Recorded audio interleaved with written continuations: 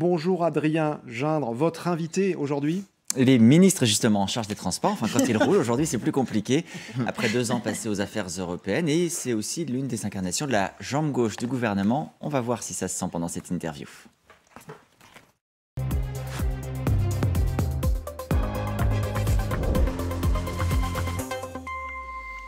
Bonjour Clément Beaune. Merci beaucoup d'avoir accepté notre invitation. On va parler de la grève, bien sûr, dans les transports dans un instant. Mais d'abord, cette question d'actualité. L'Ocean Viking, ce navire, avec à son bord 234 migrants, qui est actuellement en Méditerranée.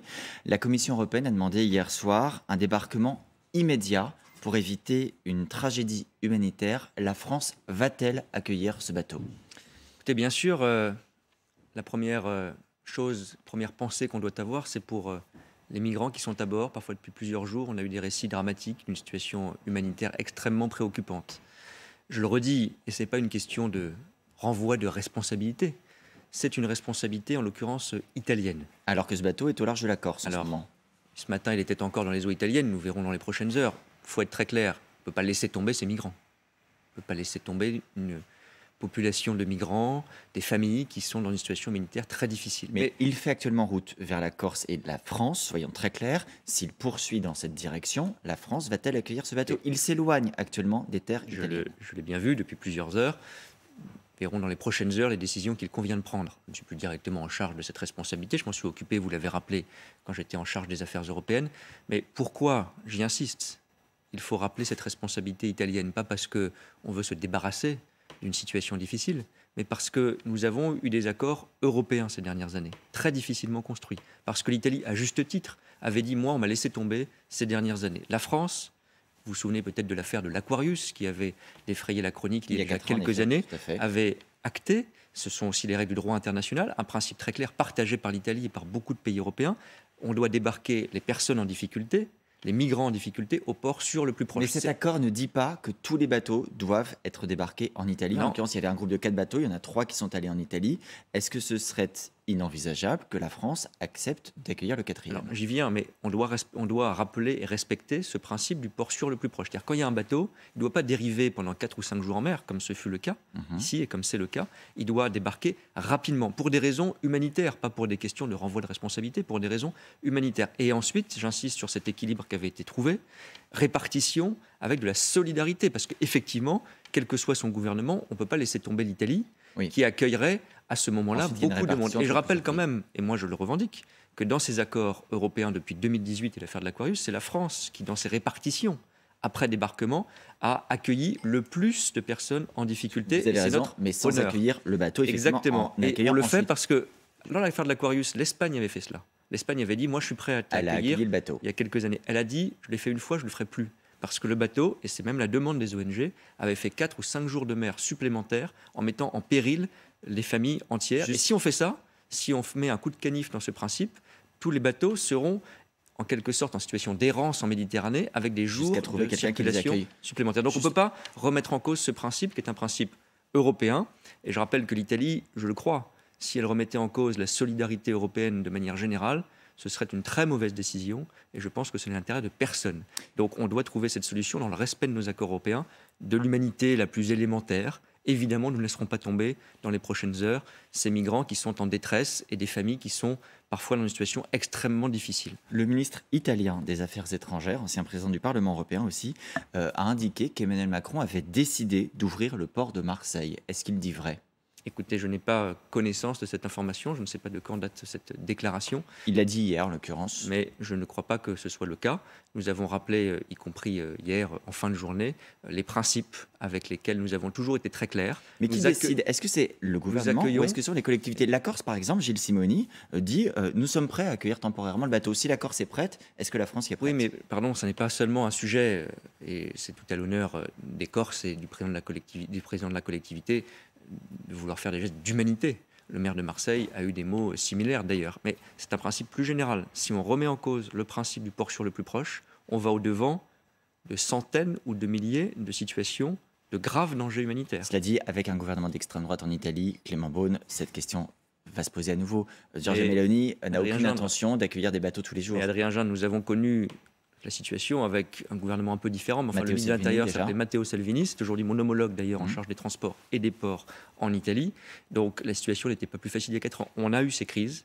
On les a réglées par des principes de coopération européenne. La seule issue, c'est la coopération Mais la européenne. France n'entend pas être plus accueillante que l'Italie. Mais au la motif France qu'elle est... a été accueillante ces dernières années. On nous l'a reproché parfois à l'extrême droite, je l'ai entendu. Nous avons accueilli le plus de migrants débarqués de ces bateaux. Je le dis, moi, c'est notre honneur, mais on doit le faire dans le principe de sauvetage et d'humanité qui protège le mieux les migrants en difficulté et les migrants qui sont sauvés. Et on a entendu tout à l'heure vos propos. Je serais disant... curieux, pardon, de savoir, ne parce que seriez c'est pas un tombé. débat très sensible, ce qu'en pense l'extrême droite française. Parce que si sa solution, comme on l'a entendu dans l'hémicycle, c'est de renvoyer les bateaux en Afrique, ça n'est tout simplement pas possible pour des raisons humanitaires, sauf à condamner à mort ces migrants. Donc, qu'ils nous disent aussi ce qu'ils entendent défendre entre l'intérêt national et européen ou leurs amis d'extrême droite en Italie. Venons-en à la grève des transports. Elle vous concerne directement aujourd'hui. C'est surtout le territoire. Après, il y a des différences, bien sûr. Le trafic est à peu près normal. C'est ce qu'annonce en tout cas la SNCF pour les TGV, TER intercités. C'est plus compliqué dans certaines métropoles comme la région parisienne, avec 5 lignes de métro qui sont fermées, des ouvertures partielles sur les autres lignes, par exemple. Est-ce que c'est un jeudi noir, Clément Beaune ? Oui, c'est un jeudi très difficile, dans les transports franciliens en particulier. Je veux d'abord, évidemment, penser à toutes celles et tous ceux qui galèrent aujourd'hui. En ce jeudi noir ou très compliqué dans les transports parisiens et d'Île-de-France. C'est la RATP qui connaît la situation la plus compliquée. Vous l'avez rappelé, il y a des lignes de métro qui sont carrément fermées, des stations qui sont fermées, des circulations qui sont très difficiles sur les RER. La situation est heureusement moins compliquée dans le reste de la France, avec quand même des difficultés, mais des TER ou les trains intercités qui circulent entre 80 et 90% du plan de transport habituel d'un trafic qui est normal sur le TGV. Donc oui, c'est difficile. Je veux dire aussi que je le sais, c'est pas seulement difficile aujourd'hui. On a une situation dans les transports franciliens ou dans quelques régions, je pense aux Hauts-de-France où je me suis rendu lundi, qui est très compliqué. Mais vous êtes satisfait du service rendu par la RATP aujourd'hui, le fait qu'il y ait des lignes complètement fermées, c'est pas un souci ? Mais bien sûr, c'est un souci. C'est lié à la grève. Oui, après, il y a une obligation d'organisation du transport de la part de l'entreprise. Non ? Est-ce que l'entreprise organise son service comme elle le doit ? Mais l'entreprise organise son service comme elle le peut, au mieux. Il y a eu des horaires d'ouverture qui ont été aménagés pour que certaines stations et certaines lignes soient ouvertes plus tôt que d'habitude ce matin. Il y a la mobilisation des salariés qui ne sont pas en grève. Il y a des lignes, évidemment les lignes automatiques, sans rentrer en trop de détails, la ligne 1 ou 14 pour les Parisiens qui nous écoutent, qui fonctionne heureusement Donc normalement. il n'y a pas de mécontentement du gouvernement par rapport à moi, la je ne RATP. reproche pas la situation à la RATP. On parlera peut-être de son président qui arrive, Jean Castex. Vous la reprochez aux regrette salariés qui font grève ? Non, je regrette cette situation de grève. Moi, je n'ai jamais été dans un discours de stigmatisation sur les grèves. Il y a des préoccupations, comme pour tous les salariés de France, sur le pouvoir d'achat. Il y a un dialogue social aussi, je le dis, parce que j'ai connu les grèves dès que je suis arrivé au ministère des Transports au mois de juillet, qui ont pu se résoudre par le dialogue social. Donc j'y crois. Mais il y a un dialogue social suffisant aujourd'hui ? Oui, je crois qu'il y a un dialogue suffisant dans ces entreprises. On a vu que c'était parfois plus compliqué dans les entreprises comme Total, à la SNCF, à la RATP. On sait faire du dialogue social. Et donc je pense qu'il faut lui faire confiance et surtout que cette grève qui va se terminer, je l'espère, ce soir, ne se prolonge pas et ne pénalise pas encore davantage les Français, les Franciliens tout particulièrement. D'après nos confrères du Figaro, il y a 50 salariés de la RATP qui sont en grève depuis 5 ans. Comment c'est possible ? Alors ça, je ne confirmerai pas cette information, je n'ai pas ce chiffre-là. Ce qui est vrai, c'est que depuis le début de l'année, c'est une des difficultés. Il y a des mouvements sociaux ciblés qui perturbent, au-delà de la pénurie de conducteurs, qui est aussi une réalité, le trafic à la RATP. Donc là aussi, la réponse, c'est, et le président Jean Castex qui arrive à la RATP aura cette responsabilité, de renouer un dialogue social, de recruter massivement des conducteurs. C'est ça la réponse, au-delà du jeudi noir, pour ne pas avoir un hiver difficile et noir dans les transports franciliens. Alors Jean Castex, vous avez raison, en effet, l'ancien Premier ministre dont la nomination a été validée hier par le Parlement, parce que c'était une proposition du président, il fallait une validation. Il y a tout de même eu des réserves de la Haute Autorité pour la transparence de la vie publique, qui sont finalement assez circonscrites sur les questions d'ouverture à la concurrence, mais une question de fond, est-ce qu'Emmanuel Macron l'a nommé en sachant qu'il y aurait des réserves de la Haute Autorité ? Est-ce que ça lui était indifférent ou est-ce que vous l'avez découvert ? Non, on ne l'a pas découvert parce que, vous l'avez rappelé, il y a un processus extrêmement strict. Quand il est envisagé cette nomination, vous aurez noté le processus, il y a, c'est normal, une saisine de la Haute Autorité pour la transparence de la vie publique qui a rendu son avis, qui a été public, et c'est à la suite de cet avis, c'est après cet avis, que le président de la République a proposé, sous le contrôle du Parlement, la nomination de Jean Castex. Et il n'y avait pas de candidat sur lequel il n'y aurait pas eu de réserve ? Mais regardez les réserves, on n'en a pas beaucoup parlé parce que parfois c'était un peu compliqué à comprendre, mais c'est assez simple. En pratique, Jean Castex, il peut travailler avec tous les membres du gouvernement. Je suis le ministre des Transports, la tutelle de la RATP. Jean Castex, évidemment, j'aurai des échanges avec lui dès les prochaines heures qui suivent sa nomination. Sinon, on mettrait en cause le service public. Ce ne serait pas acceptable. Il y a des réserves très précises, sans rentrer en trop de détails, pour ne pas évoquer, pour Jean Castex, avec les membres de son ancien gouvernement, une question, qui est celle de l'ouverture à la concurrence à la RATP. Ça tombe bien, ça relève de la région Île-de-France. Alors c'est une question qui est très sensible parce que ça fait partie aussi des motifs d'inquiétude des salariés qui sont en grève aujourd'hui. Est-ce que vous êtes fondamentalement convaincu que c'est une bonne idée cette ouverture à la concurrence? Quand on écoute les syndicats, eux ils disent on va demander à des entreprises de faire du profit sur des transports alors que nous sommes chargés d'un service public. Non, vous avez raison d'aborder ce sujet, il ne faut pas confondre ouverture à la concurrence et libéralisation à ton crin et casse du service public. Ça, je réfute complètement ce lien. L'ouverture à la concurrence, ça se pratique dans un certain nombre de segments des transports publics. C'est vrai sur certaines lignes de trains régionaux, de TER, qui sont en train de s'ouvrir aussi à la concurrence. Certaines lignes de TGV, c'est très encadré. Il y a toujours une autorité publique qui décide du service, qui décide des lignes de bus, par exemple, ou des TER pour les régions. C'est la région ou l'État qui décide. Ce n'est pas le marché qui décide du niveau de service public des transports. Ça, c'est très important. La seule chose qui change, c'est que dans certains cas, l'autorité publique, la région ou l'État selon les cas, peut décider d'attribuer une ligne de bus, par exemple, ou une ligne de TER à un autre opérateur, qui en pratique d'ailleurs est souvent un opérateur public.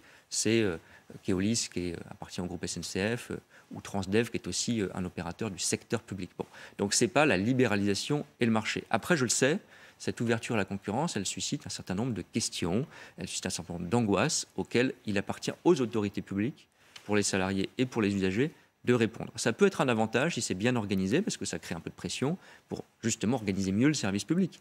Je prends un exemple. Parce qu'aujourd'hui, la RATP, par exemple, ne le fait pas convenablement. Mais si, elle le fait convenablement, mais on ne peut pas considérer que rien ne doit jamais changer, rien ne peut s'améliorer. Est-ce que je peux dire aux Franciliens et aux Français aujourd'hui que tout va bien dans les transports publics? Non. Il y a une région, pour prendre un autre exemple et ne pas parler que de Paris, qui est la région Provence-Alpes-Côte d'Azur, dans le sud. Son président Renaud Muselier a mis en concurrence certaines lignes régionales et elle les a attribuées parfois à la SNCF et parfois à un autre opérateur. Mais c'est lui qui décide le nombre de trains, les tarifs du train et le service public. Alors parfois la région décide et elle n'a pas le service qu'elle a demandé. C'est le cas dans les Hauts-de-France. Vous y faisiez allusion tout à l'heure. Oui. Vous y êtes rendu, vous avez vu le président de la région Xavier Bertrand.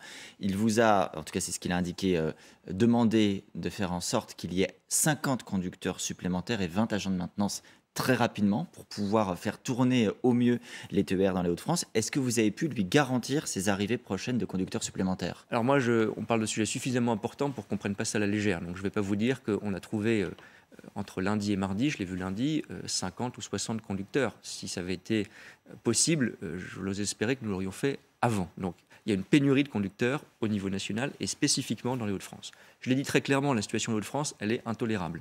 Parce qu'il y a eu une mauvaise programmation, une mauvaise anticipation des recrutements. Donc, il faut... De la part de la SNCF. Il y a eu des responsabilités collectives, mais maintenant, il faut résoudre le problème. Moi, je ne vais pas faire l'archéologie des problèmes parce que je n'étais pas là, etc. Peu importe, c'est ma responsabilité aujourd'hui, celle de la SNCF, avec la région, qui est en charge des TER, de résoudre ces problèmes. Donc oui, pour être très clair, j'ai demandé, ça ne s'est jamais fait, un plan exceptionnel, accéléré, de recrutement à la SNCF. Je le dis très franchement, parce que le train, c'est la sécurité aussi. On ne va pas mal former ou moins bien former des conducteurs de train, j'allais dire à l'arrache, si vous me permettez l'expression, en réduisant les temps de formation. Ce serait une folie. Ce serait mettre en danger la sécurité des passagers. En revanche, on peut trouver des solutions pour attirer plus vite, pour former encore plus des conducteurs dans l'Hauts-de-France. Il y a un plan exceptionnel qui a déjà été mis en place par la SNCF ces dernières semaines. 440 recrutements dans les Hauts-de-France, c'est inédit, mais j'ai demandé au président Farandou de la SNCF d'accélérer. Et oui, c'est l'engagement que j'ai pris auprès du président Bertrand. Vous lui avez demandé et il vous dit oui, pas de souci, on le fait, ou vous attendez sa réponse? Oui, pour tout vous dire, j'ai vu M. Bertrand lundi, j'ai vu M. Farandou à nouveau dès mardi en rentrant des Hauts-de-France de Lille, et j'attends ce plan détaillé pour les tout prochains jours. Je dis à la SNCF, on doit accélérer, on doit faire un effort exceptionnel dans les Hauts-de-France. C'est compliqué, mais on doit y arriver parce que sinon, on ne peut pas dire qu'il faut prendre le train et ne pas arriver à faire tourner ou rouler le service public ferroviaire. Hier, vous avez, à propos des conducteurs au Sénat, dit que c'était des métiers en tension. Oui. Métiers en tension, ça fait aussi penser au projet de loi que prépare le gouvernement sur l'immigration.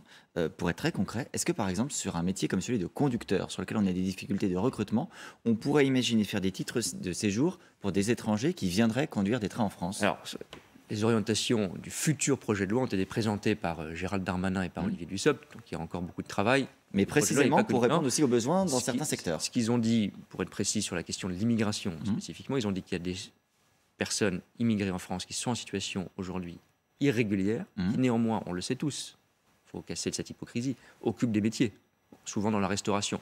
Pas tellement parce qu'il faut des habilitations. Heureusement, il n'y a personne en situation irrégulière qui conduit un métro ou un bus. Vous imaginez la difficulté, le scandale que cela serait. Donc c'est une situation très différente. Ce qu'on a dit, c'est que des gens qui occupent des emplois pourraient, avec des vérifications, mais donc on ne fera pas de maîtrise de la langue, etc., pour combler ces manques. Attendez, il y a un sujet, il y a des personnes qui occupent un emploi aujourd'hui de manière régulière, qui dans certains cas, c'est l'option qu'ont évoqué Gérald Darmanin et Olivier Dussopt, pourraient se trouver régularisés parce qu'ils occupent un emploi aujourd'hui et sont intégrés. Et puis il y a des métiers en tension sur lesquels on peut recruter de différentes manières. Qu'il y ait des personnes immigrées qui occupent des métiers en tension, moi ça ne me pose aucun problème. Mais ça vaut aussi dans votre secteur ? Dès lors, oui, bien sûr, comme dans tous les métiers en tension, dès lors qu'on respecte des règles.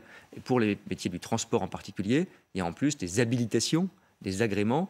Je ne vais pas dire aux Français que quelqu'un pourrait contourner ces règles. Évidemment, nous sommes extrêmement stricts sur le respect des règles de sécurité. Dans les questions pour inciter les Français à prendre le train, au-delà de la qualité du service, il y a aussi les tarifs. Vous avez demandé un bouclier tarifaire à la SNCF. Vous l'avez fait dimanche dernier sur cette antenne au grand jury. Là encore, est-ce que le président de la SNCF vous a dit oui, pas de souci, on le fait ? Pour quand et dans quelles conditions ? C'est l'orientation de l'État. Je vous rappelle que la SNCF est une société 100% publique, donc l'État donne donc elle doit obtempérer. C'est pas une question d'autorité, c'est une question de responsabilité, bien sûr. La SNCF met en œuvre ses orientations. Et à quelle date ? À quel moment ? Alors, ce sera précisé dans les prochains jours. Je veux juste expliquer la logique. Il y a des charges qui augmentent partout. Il n'y a pas de miracle, y compris dans le secteur des transports, parce que la SNCF, c'est 2% à elle toute seule de la consommation d'énergie en France. Donc, notre première réponse, c'est de baisser les factures d'énergie de la SNCF. C'est ce qu'on est en train de faire. Le président Farandou avait dit que ça nous coûte à peu près 2 milliards d'euros de plus avec la hausse mondiale des coûts de l'énergie. On a quasiment divisé par 2 cette facture avec nos mesures. Donc ça, c'est très important.